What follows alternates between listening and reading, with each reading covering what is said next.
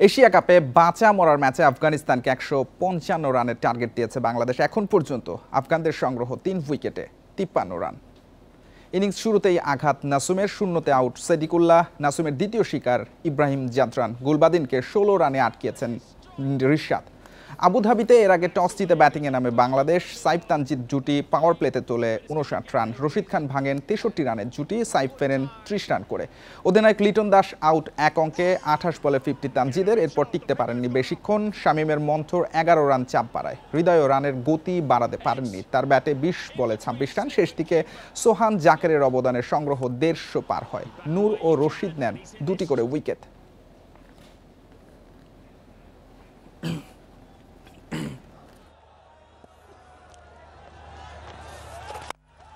Gurbaz goes high, he goes high, and he clears him.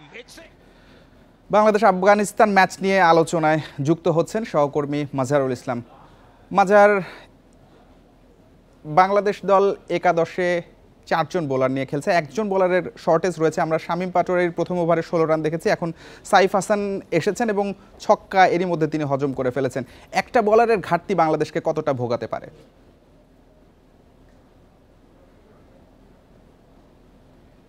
একেবারে গুরুত্বপূর্ণ একটা প্রশ্ন করেছেন। মানে এই ম্যাচের সবচেয়ে গুরুত্বপূর্ণ বিষয় কিন্তু এটাই যে বাংলাদেশ দল ৪ জন বোলার নিয়ে খেলছে এবং তারাও খুব ভালোভাবে সচেতনভাবে ব্যাট করছে। তারাও জানে যে বাংলাদেশ দলের ২ জন বোলার আছেন, নাসুম, মুস্তাফিজ, যারা অনেক স্লো বল করবেন, তাদের বল খেলা কঠিন হবে।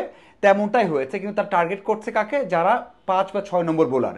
মানে তারা খুবই সচেতনভাবে এই কাজটা করছে এবং যখনই শামীম এসেছেন প্রথম ওভারেই ১৬ রান নিয়েছেন এবং এই ওভারে আপনি দেখেন, আপনি যেটা বললেন ৬ দিয়ে শুরু করেছে, খুবই দারুণভাবে তারা সেইটা এক্সিকিউট করছে। আপনি দেখেন ম্যাচ যখন আপনার ৭১ বলে ১০০ দরকার, তারা খুবই স্লো খেলেছে, কিন্তু তারা জানে যে ৭১ বলে ১০০ রান এখনকার যুগে খুবই ইজি।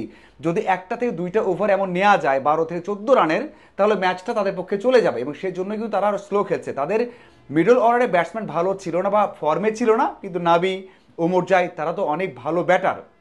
সাথে যদি গুরবাজ থেকে যান তাহলে তো অবশ্যই বাংলাদেশ দলের জন্য কঠিন হয়ে যাবে এবং সেটাই আপনি যেটা বলছেন, এটা একেবারে পয়েন্ট টু পয়েন্ট কথা যে বাংলাদেশ দল ৪ জন বোলার নিয়ে খেলছে, এটা বড় একটা ক্ষতি করতে পারে।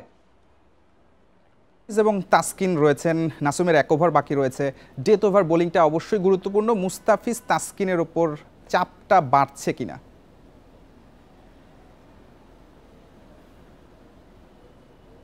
অবশ্যই অবশ্যই বাড়বে। আপনি যদি 4টা ওভার, মানে 5 জন বোলার, তো আমি রিশাদকেও ভয়ঙ্কর ভাবি। মানে রিশাদ 2 ওভার খুব ভালো করবেন, দেখবেন একটা ওভার এমন লাইন বা লেন্থ খারাপ হলেই 2টা 6 খেয়ে যাবেন, তখন ম্যাচটা কিন্তু আবার তাদের পক্ষে চলে যাবে। সো আমি এখনও বলছি যে রিশাদ এমন ম্যাচের জন্য খুবই খুবই ভয়ঙ্কর হতে পারে কোনো এক সময় একটা ওভারের জন্য।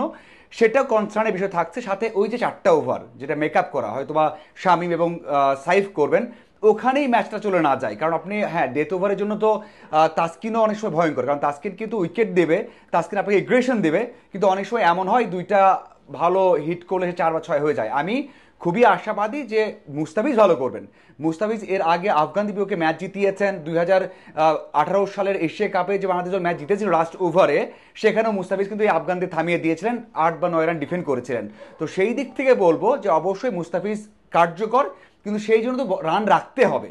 সেই রান কি শামীম, সাইফ, রিশাদ এবং তাসকিন রাখতে পারবে কিনা, এটা বড় একটা প্রশ্ন, যে ওই পর্যন্ত রাখতে পারবে কিনা। কারণ 2টা ওভার যদি বড় রানের হয়ে যায় তাহলে ম্যাচটা ওরা কিন্তু বের করে নিয়ে যাবে।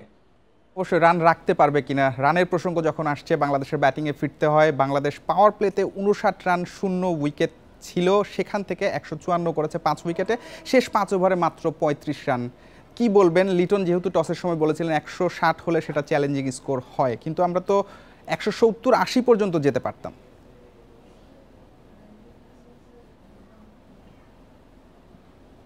দেখুন, আপনি যেটা বললেন পাওয়ার প্লেতে ৫৯, 10 ওভারে ৮৭, 1 উইকেটে, 15 ওভারে ১১৯, 3 উইকেটে। মানে আমি যদি ওখানে থেমে যাই, পরে 5 ওভারে 50 তো ইজিলি আসে। কিন্তু আপনি পরের 5 ওভারে আপনি দেখবেন যে বাংলাদেশ দল কোনো একটা ওভারে 10 রান নিতে পারেননি। এটা হচ্ছে বাংলাদেশের সিনারিও। আপনি যদি দেখেন, একমাত্র 6 বলে 12 করেছেন সোহান, জাকেট 13 বলে 12 করেছেন।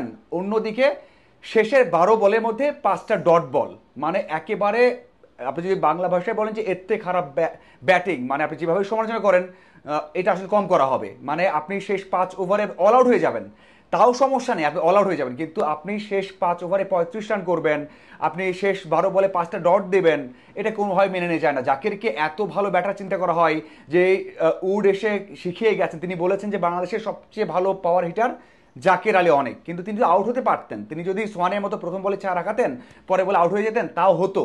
কিন্তু ওই সময় 13 বলে 12 করবেন, এটা আসলে কোনোভাবে মেনে নেওয়া যায় না। যদি আপনি বলতে পারেন যে বাংলাদেশে তো পরে ব্যাটাররা ছিল না, হ্যাঁ রিশাদ হিট করতে পারেন, মুস্তাফিজ হিট করতে পারেন, একটা 6-4 হবে, কিন্তু সেটাও তো হয়নি। এটা আসলে কোনোভাবে মেনে নেওয়া যায় না। এবং একমাত্র আপনি দেখবেন যে শেষের দিকে সোহান ছাড়া আর প্রথম দিকে জুনিয়র তামিম ছাড়া আর কারো ব্যাটিং কিন্তু ভালো হয়নি। হৃদয় তাকে রাখা হয়েছে, শুরুটা ভালো করলেন, 8 বলে 17 করলেন, পরে আবার 20 বলে 23 করে আউট হয়ে গেলেন, পরে বলগুলো পুরো নষ্টই করেছেন। আপনি একটা বিশ্লেষণ করেন, আপনি দেখবেন যে অবশ্যই বাংলাদেশ দলের ব্যাটাররা পরে কিছুই করতে পারেনি, মানে এর থেকে বাজে ব্যাটিং টি-20 দ্বারা হয় না। 48টা ডট খেলেছে বাংলাদেশ, 120 বলের মধ্যে মাজাহার, রানটা 170-এ যেতে পারতো, হয়তো বোলারদের জন্য কাজটা কিছুটা সহজ হতো। এখন পর্যন্ত আমরা আশাবাদী, যেহেতু বাংলাদেশ এই ম্যাচ হারলে বিদায় নেবে, আমরা আশা করব বাংলাদেশ জিতবে এবং সুপার 4-এর আশা তারা বাঁচিয়ে রাখবে। আপনি আমাদের সঙ্গে যুক্ত হয়েছিলেন, আপনাকে অসংখ্য ধন্যবাদ। এশিয়া কাপে ভারত পাকিস্তান ম্যাচে হ্যান্ডশেক বিতর্কে ম্যাচ রেফারি অ্যান্ডি পাইক্রফটের অপসারণ দাবি জানায় পিসিবি। আনুষ্ঠানিকভাবে সেই দাবি নাকচ করে দিয়েছে আইসিসি। এ নিয়ে প্রতিবাদের সরব পাকিস্তান। গণমাধ্যমের খবর, আমিরাত ম্যাচের আগে সংবাদ সম্মেলন বাতিল করেছে তারা। পিসিবি চেয়ারম্যান মোহসেন নাকভির অভিযোগ, পাইক্রফট নাকি ম্যাচের আগে দু দলের অধিনায়ককে টসের সময় হাত মেলাতে বারণ করেন। তার মতে আইনের লঙ্ঘন হয়েছে ম্যাচ রেফারির পক্ষ থেকে। ম্যাচ শেষেও পাকিস্তান দল এগিয়ে এলেও ভারতীয় ক্রিকেটাররা ড্রেসিং রুম থেকে বের হয়নি হ্যান্ডশেকের জন্য। স্পোর্টিং স্পিরিট নষ্ট হওয়ায় ক্ষোভ প্রকাশ করে পিসিবি। ম্যাচ রেফারির বিরুদ্ধে আইসিসির কাছে অভিযোগ করে অবশ্য লাভ হয়নি। রেফারি পাইক্রফটের আচরণে কোনো ত্রুটি না পাওয়ার কথা জানানো হয়েছে আইসিসির পক্ষ থেকে।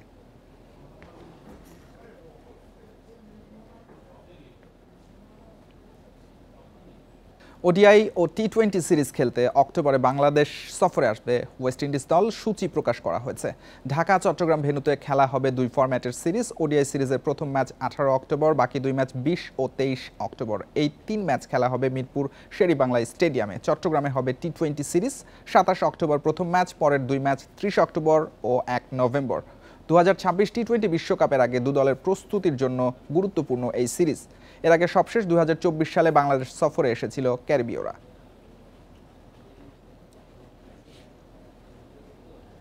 প্রতিকূল আবহাওয়ার কারণে অনির্দিষ্টকালের জন্য স্থগিত এনসিএল টি-20 বিবৃতি দিয়ে জানিয়েছে বিসিবি। টুর্নামেন্ট শুরু হয় গত রবিবার। প্রথম দিন থেকেই বৃষ্টির বাগড়া। সেদিন একটি ম্যাচ মাঠে গড়ায়, সেটিও হয় 5 ওভারে। বাকি 3টি ম্যাচই পরিত্যক্ত হয়। এরপর দুদিন পিছিয়ে নেওয়া হয় খেলা। এখন বৈরী আবহাওয়া বিবেচনায় টুর্নামেন্ট আপাতত স্থগিতের সিদ্ধান্ত নিয়েছে বিসিবি। কবে থেকে খেলা শুরু হবে সেটা পরবর্তীতে জানানো হবে।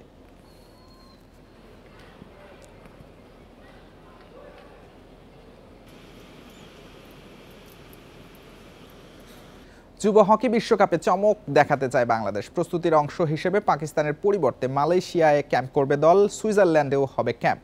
এদিকে যুব বিশ্বকাপের প্রস্তুতির জন্য পাকিস্তানের বিপক্ষে বিশ্বকাপ বাছাইয়ের প্লে অফ সিরিজ আয়োজন নিয়ে বিপাকে হকি ফেডারেশন, আছে অর্থ সংকট। চলছে অনূর্ধ্ব 21 দলের বিশ্বকাপ প্রস্তুতি। জাতীয় দলের হয়ে এশিয়া কাপ খেলা 8 জন যোগ দিয়েছেন অনুশীলনে।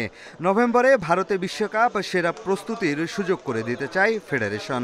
তবে পাকিস্তানের বিপক্ষে জাতীয় দলের বিশ্বকাপ বাছাইয়ের প্লে অফের জন্য কিছুটা ব্যাঘাত ঘটতে পারে।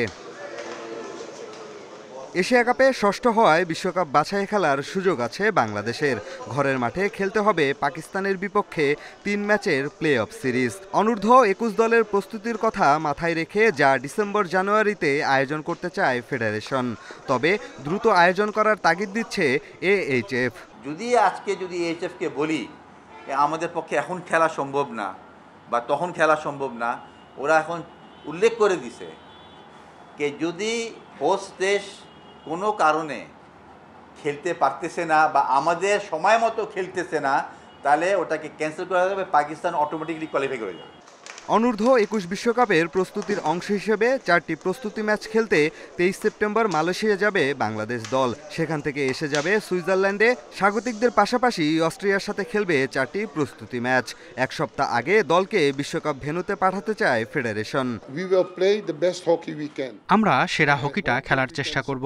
আশা করি সবাইকে চমক দিতে পারবো। সত্যি বলতে আমি হারতে পছন্দ করি না, তবে আমাদের বাস্তবতাও মানতে হবে। আমাদের কঠিন পরিশ্রম ও সর্বোচ্চটাই দিতে হবে।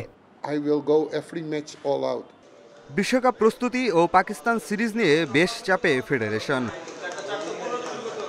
পিয়াস সাহা, ইন্ডিপেন্ডেন্ট নিউজ, ঢাকা। এ ছিল আজকের যত খেলা। ইন্ডিপেন্ডেন্ট টেলিভিশনের সব খবর বিস্তারিত জানতে চোখ রাখুন ফেসবুক, ইউটিউব এবং এক্সে। আমন্ত্রণ পরের আয়োজনে।